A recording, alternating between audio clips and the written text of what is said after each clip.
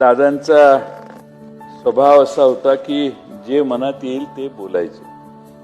माझ्याकडे एकदा दादांना निमंत्रण मी केलेलं होतं आणि व्यासपीठावर आबाई होते, दादाही होते आणि आबा त्यांच्या सवयीप्रमाणे तंबाखू खात होते.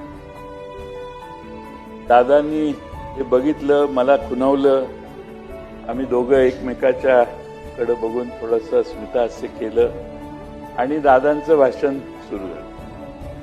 त्यावेळी दादा भाषणाला उठले. माझं झालं, आबांचं झालं आणि मग दादांचं.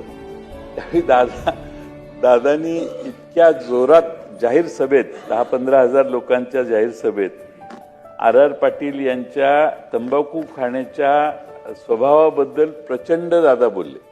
इतके दादा बोलले की आबांना देखील त्यावेळी वाईट वाटलं असेल. मी परत आबांच्या घरी जाऊन आबांना मी म्हटलं की माझ्या व्यासपीठावरून दादा बोलले, मी सॉरी, पण दादा बोलले काही चुकीचं नाही, हे मी आबांना त्यावेळी सांगितलं. आणि मागच्या वेळी आबा आपल्यातून गेले, इथं आबा बसलेले आणि निवडणुकांच्या व्यापातनं आम्ही झाल्यावर इकडे येऊन बसलो.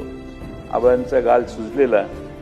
त्यावेळी मी दादांना म्हटलं, दादा तुम्ही माझ्याकडे जे भाषण केलं ते आज खरं ठरलं. तुम्ही सांगत होता हे व्यसन करू नका आणि आबांना ते व्यसन सोडवता आलं नाही. आज आबा व्यसनामुळं असेल, आबांसारखा एक दिग्गज नेता आमच्यातून केला, पण जे ज्याचं चुकलंय ते तोंडावर सांगायचा दादांचा प्रचंड मोठा स्वभाव होता.